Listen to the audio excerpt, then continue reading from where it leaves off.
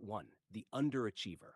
Jordan Wells slouched at the back of room 216, eyes fixed on the flickering light above the whiteboard more than the board itself. It was his junior year at Eastbrook High, a public school buried in the suburban sprawl outside Cleveland. Jordan wasn't dumb, far from it, but he'd long stopped trying to prove otherwise. Pop quiz, Mr. Daniels announced, distributing worksheets with a smirk that told the class he meant business. Groans echoed. Jordan didn't flinch. He knew the drill. Fill out a few answers, fake effort, and turn it in with a sigh like everyone else. He'd gotten used to scraping by. His GPA floated just above a 2.0. His mom used to cry about it. Now she just shook her head. What no one knew, what Jordan never told anyone, was that he was tired of being average. He was tired of people expecting nothing from him. But he didn't know how to change. Part 2. The Tutor. It was during detention that everything started to shift. Mrs. Haskins, the assistant principal, handed Jordan a slip. Free tutoring sessions after school, she said. You're not dumb, Jordan. You're just lazy or scared. Either way, I'm not letting you waste your brain. Jordan stared at the slip. Miss Lydia Owens, room 101, Mondays and Wednesdays. That Monday, curiosity got the better of him. Room 101 smelled like peppermint and old paper.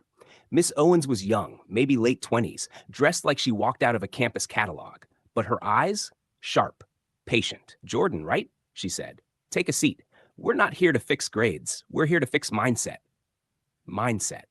The word rolled around in his brain like a foreign language. She handed him a worksheet. Not math, not grammar, but a list of questions. What's the last thing you learned that excited you? When did you give up too soon? Who do you want to become? He didn't know how to answer. And for once, that bothered him. The first win. 3 weeks in, something cracked. Ms. Owens noticed it when Jordan asked a question, actually asked, during a session on quadratic equations. He leaned forward in slouching back. He erased and rewrote answers. When he finally solved the equation, his eyes lit up like someone had flipped a switch inside him. You see that? She smiled. That's the feeling of effort paying off. Jordan grinned, half embarrassed. That's what this whole tutoring thing is about? Not just this, she said. Life. School is just the training ground. Part 4, The Climb. The next 2 months were a whirlwind. Jordan started spending lunch in the library. He downloaded Khan Academy. He asked questions in class. He bombed his first AP chemistry test and then stayed after school 3 days straight to understand what he'd missed. He even joined the debate club, mostly because Miss Owens ran it. His friends noticed. Bro, you trying to be valedictorian now? One of them joked. Jordan shrugged. Trying to be better. That a crime? They didn't laugh after that. Part 5, The Breakdown. Progress wasn't a straight line. Mid-semester, Jordan got a 63 on his English essay. He'd poured hours into it. He even used MLA format, something he'd never done before. Ms. Owens found him in the hallway, slumped against the lockers, his hands over his face. I did everything right, he muttered. Why does this still feel like failing? She sat beside him. You're not failing. You're learning. You want to know the truth? He looked up. Success isn't about avoiding failure. It's about learning from it without quitting. That night, Jordan rewrote the essay from scratch. 2 weeks later, he got a 92. Part 6, The Summer Institute. In March, Miss Owens handed him a brochure, STEM Summer Institute, Case Western Reserve University. It's competitive, she said. You'll need a recommendation, an essay, and your transcripts. Jordan stared at it. They'll never take me. They might, but if you don't try, they definitely won't.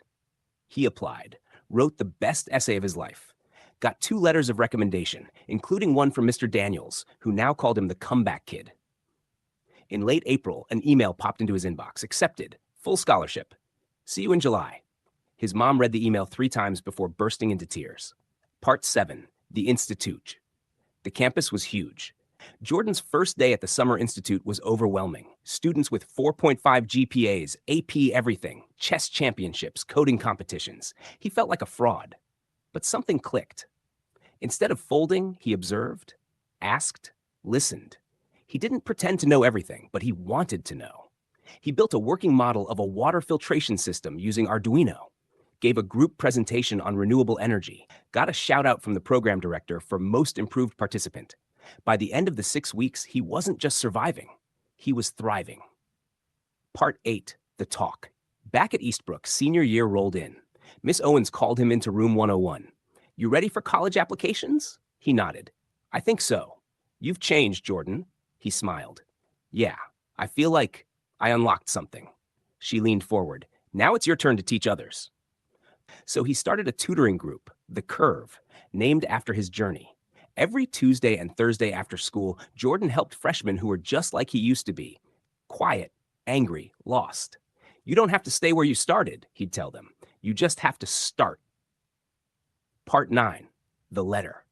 In March, the envelope came. He held it in his hands for 5 whole minutes before opening it. Dear Jordan Wells, we are pleased to offer you admission to the Ohio State University with a full academic scholarship. His mom screamed. He cried. Miss Owens got the first phone call. Part 10, Full Circle. Freshman year of college wasn't easy. There were setbacks, anxiety, late nights, and days when Jordan wanted to quit. But he didn't. He joined study groups, talked to professors, worked part-time in the campus tutoring center. He even gave a TEDx talk in his sophomore year, The Power of Showing Up. By senior year, he graduated with honors, BS in mechanical engineering. Miss Owens was in the front row of the audience, crying like his mother. Epilogue. The classroom. 10 years later, room 101 still smelled like peppermint. But now, Jordan Wells sat at the desk. The sign on the door read, Mr. Wells, STEM Coordinator. A new student walked in, head low, hoodie up. Jordan smiled. He knew the look. Take a seat, he said. We're not here to fix grades. We're here to fix mindset. And the cycle began again. If you enjoyed this video, make sure to give it a like, drop a comment, and don't forget to subscribe for more inspiring stories. Your support means everything.